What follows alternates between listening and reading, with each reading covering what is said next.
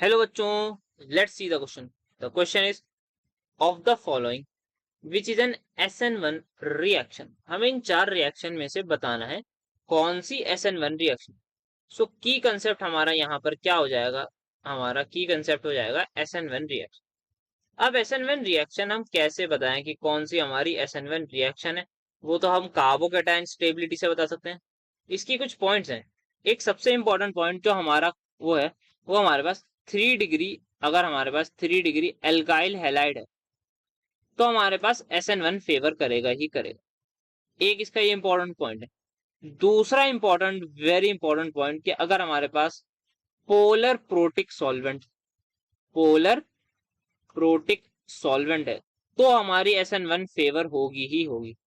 Polar protic solvent. So polar protic solvent क्या होता है? ऐसा सॉल्वेंट जो पोलर का मतलब जिसका जो है हमारे पास डाइपोल मोमेंट जीरो ना हो. प्रोटिक का मतलब ऐसा solvent which can lose H plus ion. So polar protic solvent के एक दो एग्जांपल में लिखूं, जैसे कि एक मीथेनॉल हमारे पास पोलर प्रोटिक सॉल्वेंट है. सारे अल्कोहल्स हमारे पास पोलर प्रोटिक सॉल्वेंट होंगे. वाटर हमारे पास पोलर प्रोटिक सॉल्वेंट होंगे. तो ये सारे के सारे हमारे पोलर प्रोटिक सॉल्वेंट्स हैं. ठीक है. सो ऑप्शन से जाते हैं. सबसे पहले ऑप्शन नंबर डी अगर हम देखें तो यहाँ पे OH माइनस दे रखा है, दैट इज हमारे पास हाइड्रोक्साइड है. बट यहाँ पे इन्होंने लिख रखा है एल्कोहलिक QH. सो यहाँ पे एल्कोहलिक QH अगर इन्होंने हमें दे रखा है, सो जो हमारा डी ऑप्शन है उसका स्ट्रक्चर अगर मैं बनाना चाहूँ तो यहाँ पे ये Br है, देन इसके पास एक H है एंड देन CH3 है. तो यहाँ पे हमें इसकी रिएक्शन करानी है एल्कोहलिक KOH से. एल्कोहलिक KOH से अगर हम इसकी रिएक्शन कराएंगे तो यहाँ पे एलिमिनेशन रिएक्शन होगी, तो हमारी कोई SN1 रिएक्शन नहीं होगी. सो यहाँ पे CH2 इसी को कर लेते हैं. तो CH2 double bond CH CH3.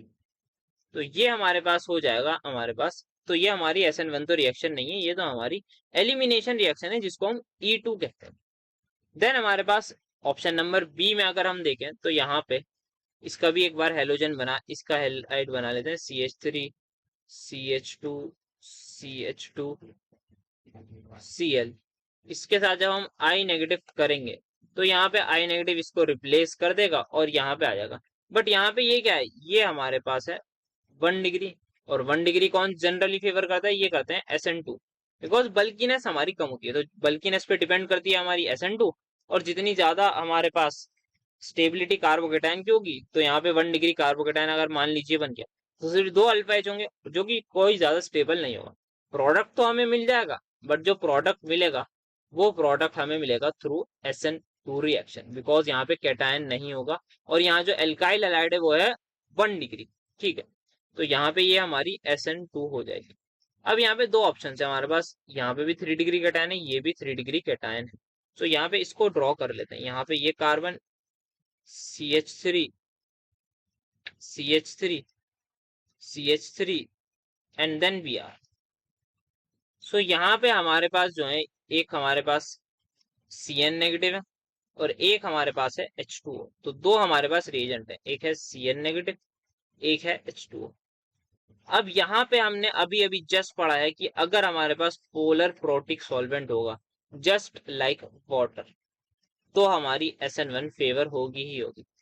दूसरी चीज जो हमने पढ़ी है वो ये पढ़ी है कि यहाँ पे अगर 3 degree cation 3 degree alkyl halide होगा तब भी हमारी SN1 फेवर होगी.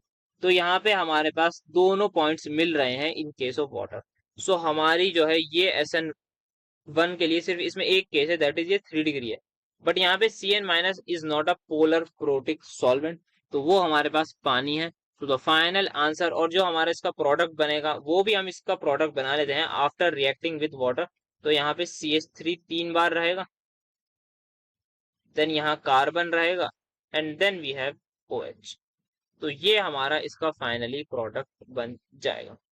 सो the final answer is going to be option number A. Hope you understood it well. Best